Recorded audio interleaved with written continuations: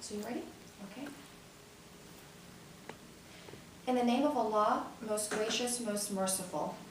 Today is Wednesday, April 17, 2013, and this is an oral history interview conducted by Zainab Ansari and Lynice Muhammad and taped by Tom Laporte, and our narrator is Sister Lynice Muhammad. The location is the Atlanta Masjid of Al-Islam, and Sister Lynice will share her memories and recollections of becoming Muslim, of her experiences in the Nation of Islam and the transition to Sunni Islam, as well as her experience in the field of education. So we are going to go ahead and get started with that. Sister Lynice, thank you so much for talking to us. Assalamu alaikum. Walaikum assalam. Praise be to Allah. It's my pleasure to be a part of this interview today. Alhamdulillah, we're honored that you're sitting down with us. As I shared with you earlier, we are doing a series of interviews with pioneers of the Atlanta Muslim community, and we're very eager to talk to sisters who were here during those early years, those transitional years. So inshallah, if I could get you to maybe share with us a little bit about your background, where you're originally from, where you grew up, and your journey to Islam to get us started. Alhamdulillah. My family, and I am the eldest of 11 children. My mother had 6 girls and 5 boys. We grew up in a small city called Inkster, Michigan. Having come from Alabama, my father was looking for better employment, so he moved from a place called Birmingham, Alabama to Michigan in the early 50s, about 1952, 53, as I recall. So I was a very young girl at the time. I remember my father being very, very excited about discovering what he said was something that he as a black man could really participate in. And it was called at that time the Nation of Islam. My mother was a devout Christian and very much into her religious belief, and didn't quite understand what my father was beginning to get himself and the family into at that time. So she did not embrace the Nation of Islam as he had. So he kind of did certain things that kind of aggravated her, or did not sit very well with her. First of all, I can remember one of the things that he did was he took her picture that she had of Jesus, and he turned it around. He says, "I'm not going to have a white Jesus on my wall and in front of my children." So he took that picture and he turned it around, and of course Mama became very aggravated, agitated at that. Other things that I can recall that he would do is he told her that we had to change our diet, that he was not going to have her feeding his family any pork, any swine or hog. And so Mama didn't understand that, because she didn't understand what that was, or how come you're calling the food that I get hog and swine? And so anyway, Daddy began to take those things that she had prepared and many times throw them out. And so of course that was another cause of aggravation. I can recall this going on for some time, and then later, within a year or so, my mother came around and began to also accept what he was sharing, and she began to attend the Nation of Islam meetings. And we, the children, were very glad that she did, because it brought more cohesion to the family at that time.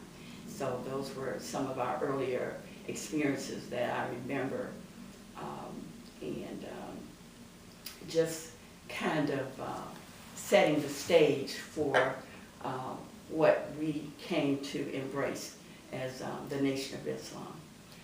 Some of the other experiences that I remember was that I was blessed to attend the University of Islam, as they called it at that time, instead of Clara Muhammad School. It was called the University of Islam in Detroit. And it was one of the first schools that was set down by the Honorable Lynice Muhammad at that time and his wife, Sister Clara Muhammad.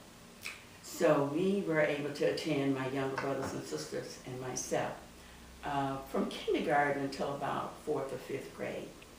And the reason that we stopped at that time was because that was the time that we had instructors who were able to give education to us on that level. And then I can recall that they closed it up and had to, revamped. But this was like maybe from 1954 until about 1959 that we attended. And if I may ask, to take you back a little bit, what was your dad's religious background prior to becoming Muslim? From what I remember him sharing, that he really didn't have a religious belief. He was more like atheist and didn't really embrace a religion. But my mother had always been like very devout, like sanctified, or very much into the Christian faith. And going, from Alabama to Detroit, so did you have any family up north? Was everyone, at that time, was everyone still down south? Basically, the family was still in the south. And so we were some of the first family members to kind of break that ice and move from the south to the north. Okay, so you were born in Alabama. I was born in Alabama. All right. And I grew up, was born there and stayed there for maybe 2 years, 2 or 3 years. Right. And then my family moved to Michigan. Okay. What was, my mom was born in Detroit and in 1949, and kind of came up on the east side of Detroit. That's where she was raised, and her memories of Detroit, at least the neighborhood she lived in, was really, really very kind of integrated. I mean, a lot of, her experience was there were Eastern Europeans living on the same block, and African Americans, many of whom were professionals. So, can you tell me a little bit about, set the scene for us, the neighborhood, the home you grew up in, the neighbors. What would you recall about that? Okay. Well, we, at the time, my father was very young and just learning a skill. So we lived more or less in probably the depressed areas because didn't have the income to really live anywhere else. So we stayed with other relatives and friends and things until he could get on his feet. And my father was the type of person who was very independent and very much who liked to go and observe other people. So what he did was he began to learn a skill. He began to learn brick masonry. And he picked that up by just going around and watching what the other men were doing. And so eventually he learned it so well that he formed his own company and began to hire other brothers. But that was his thing. But the area, getting back to the area, we later moved to a place called Inkster. And it was, like you say, east of Detroit. And just a very small, as a matter of fact, I don't even think it was called a city. It was like a village. And I can remember it was very muddy and just very hilly, just the kind of country at the time. And so until, they eventually, very gradually, they began to build it up. Okay. Were there any other Muslim families in Inkster? There were a few Muslim families, a few that converted to Islam also. I can remember a brother who was a mail carrier, and his family, he had 2 younger children. I can remember maybe 2 or 3 families that lived in the Inkster area. And it was always a joke because we lived it was like maybe 30, 40 minutes from the main mosque at the time, or we called it the temple. And we would have to travel sometime we would get in the cars together and travel from Inkster to Detroit, downtown Detroit. And it was a joke that, oh, you all live way out there in Inkster in the muds, in the area where there's not civilization almost. So, so this is, so you're going from Inkster, so about 30-40 minute drive, you said, into Detroit. Mm-hmm. So, when you're going into Detroit, and how old are you at this point, making this? Probably about 4 or 5 years old. Okay. And what, traveling to Detroit at that time, what was it like? The Detroit of today, is quite a different place from the Detroit of the 1950s. So can you sort of, going to that temple, tell us a little bit more about that temple. Was it what was it called? What sort of neighborhood was it in? Were there churches nearby? What I can recall at that time is that it was just an old building that the brothers had come together and bought and cleaned up. Okay. And, they would put down their chairs like, just regular chairs that you would sit in.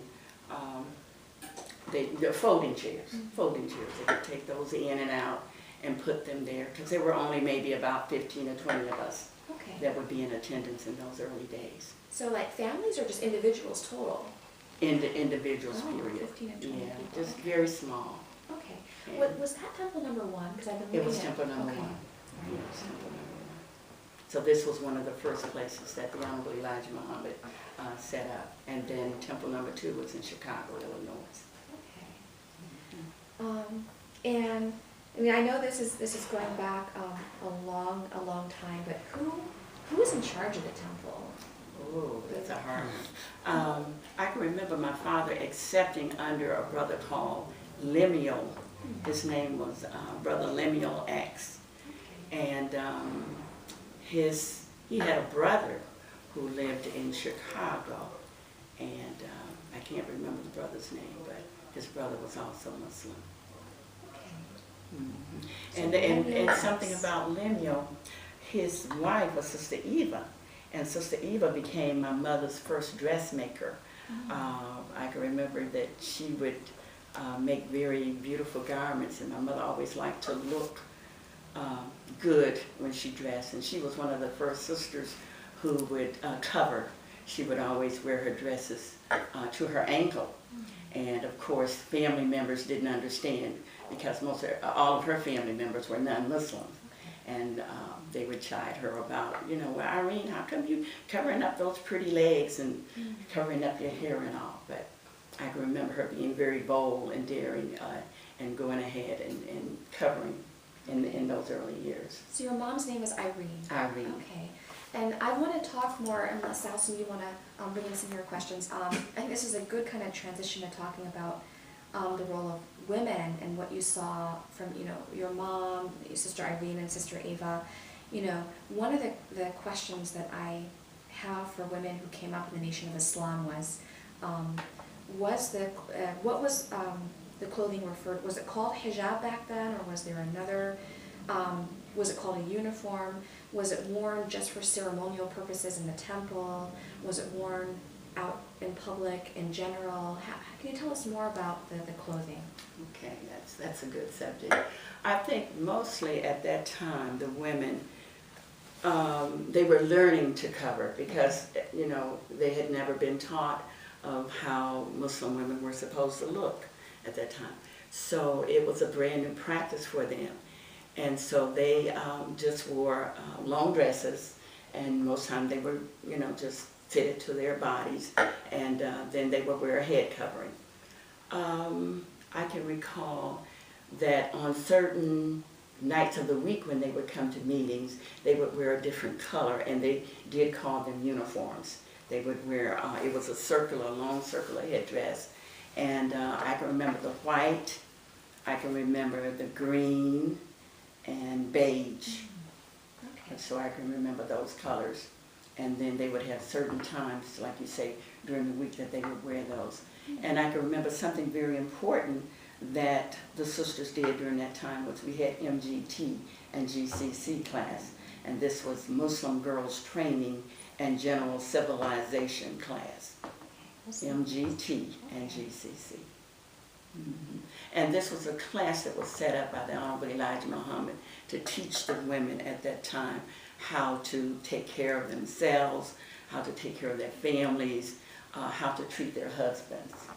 And so, because many of the women there at that time were just not knowledgeable of how to be homemakers or do different things, these were special classes that was set up for them at that time to learn how to do that. And then, of course, we the children had junior MGT. Yeah, and how did it work? How did it work for the children? Did young girls wear a headpiece, a head cover at that time? We did. We would wear it when we went to meetings, Okay. just to more or less to emulate our mothers. Okay. But yeah, we did. Okay. And I can recall feeling very special because I could look like my mom. And Sister Ava made the clothing. She She would make okay. the clothing All for right. my mom. Okay. Mm-hmm. And tell me about the classes that you attended as a young girl, and were they outside of the University of Islam? How did you?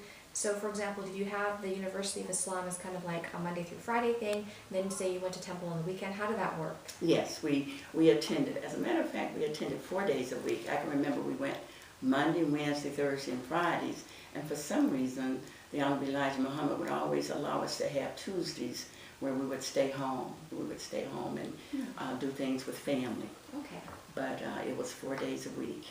And also, I can remember as we got older that he would separate the boys from the girls.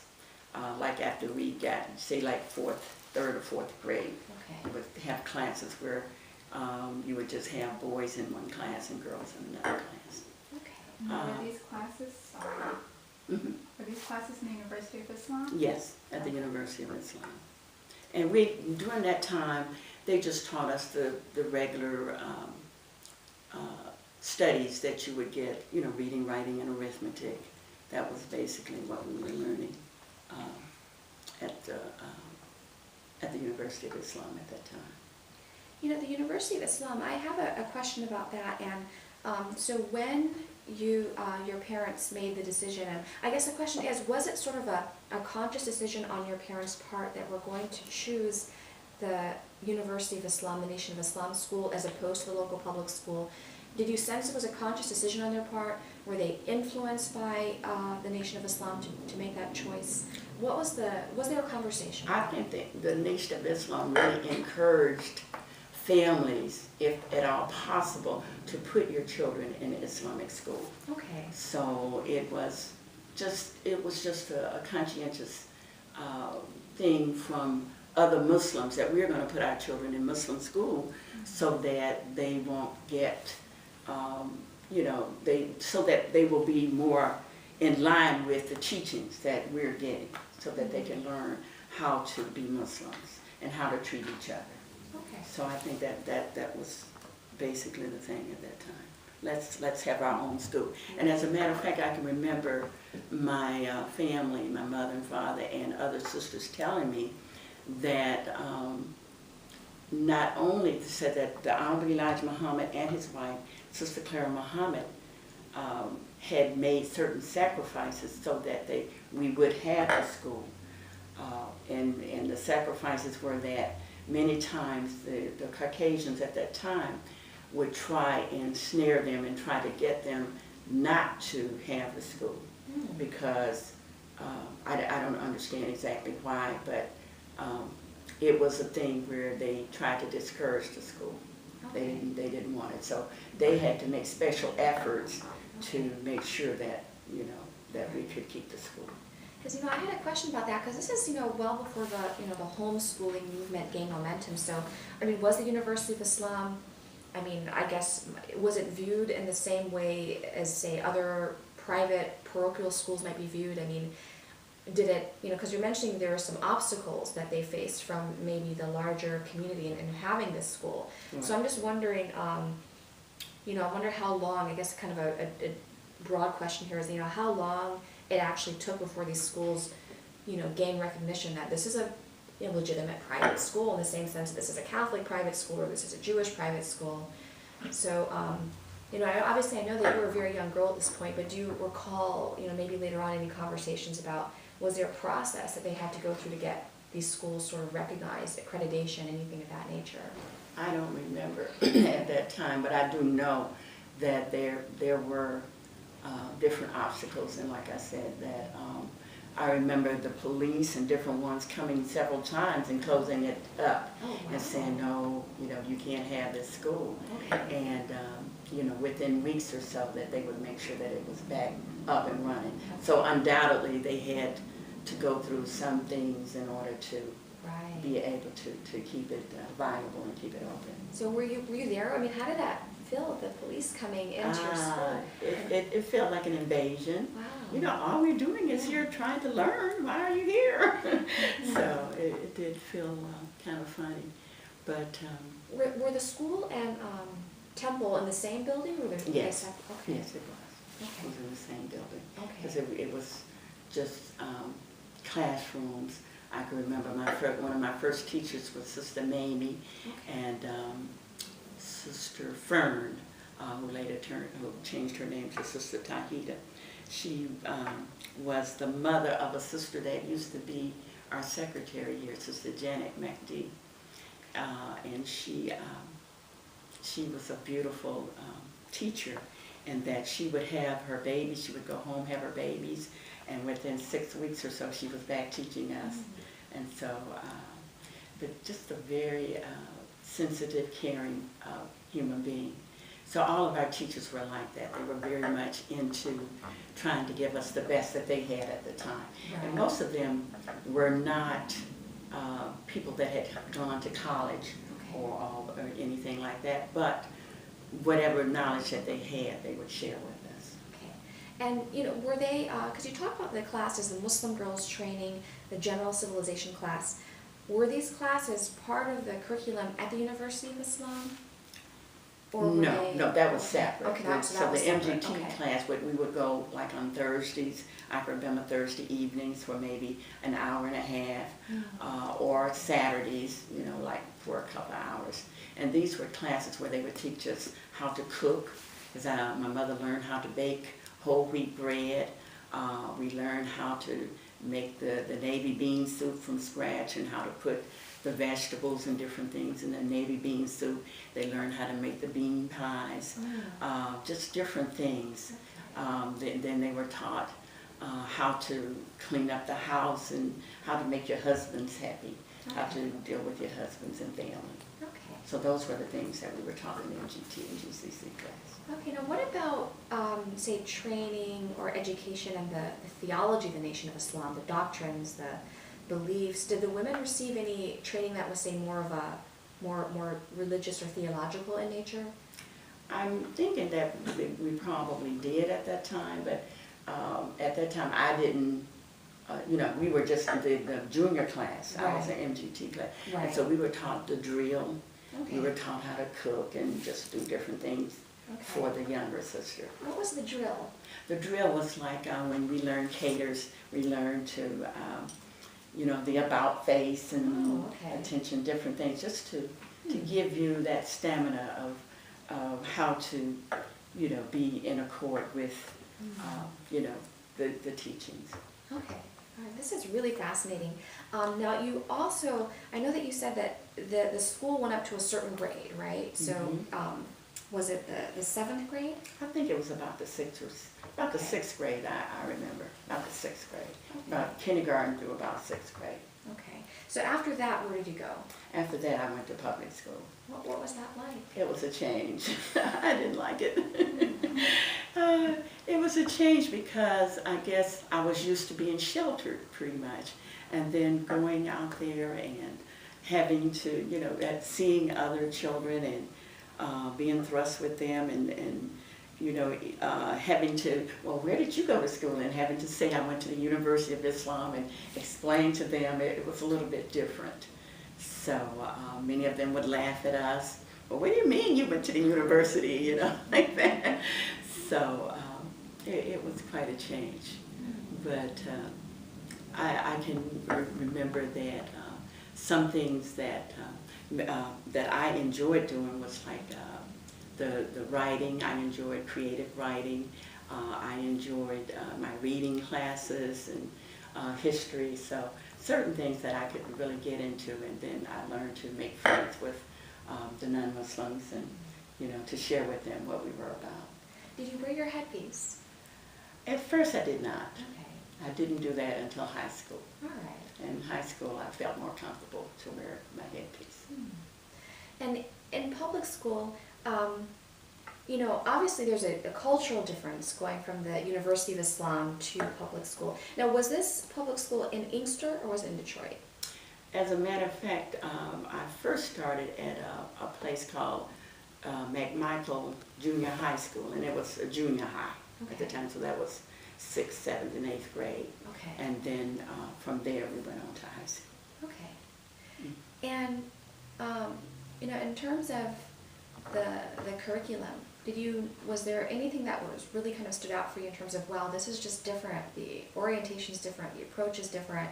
For example, did you have African American history in your, you know, in your junior high or your high school? I don't remember any, Okay. but I can recall my father and mother would teach me. And that was my next question. Or did you have it? Did you get that at home? Did you get that at the University of Islam? Where did you get that? From home and from the University of Islam. Okay. We learned to take pride in our black history and who we were. Okay. Because the reason I'm asking that question is I'm thinking of my own mother who went to public school in Detroit in the 1950s, and she said that, you know, as an African American, sometimes she felt a little, what was the word that she used?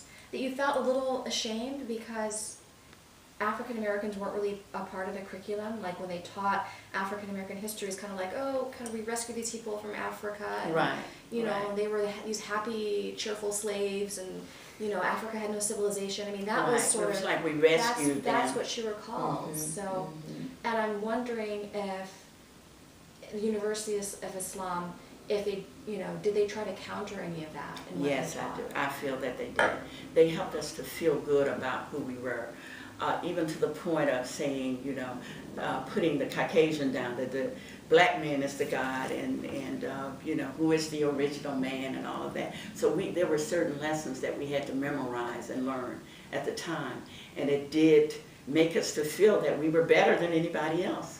And I think that was something that the Honorable Lynice Muhammad was doing at that time, trying to make us to feel, you know, to give us that, how can I say it, just make us to feel stronger against what we had to face when we would go out into, you know, the public or go other places. So it was something that I felt good at the time, you know, that feeling that, you know, that we are somebody.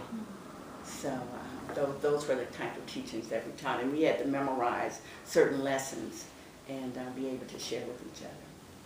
Now, taking that into junior high and high school, were your pause? Yeah. Okay, And then- we're gonna pause and come right And back. then if you'll, yeah, right there, and then if you'll just restart restating, oh wait, Okay. hang on.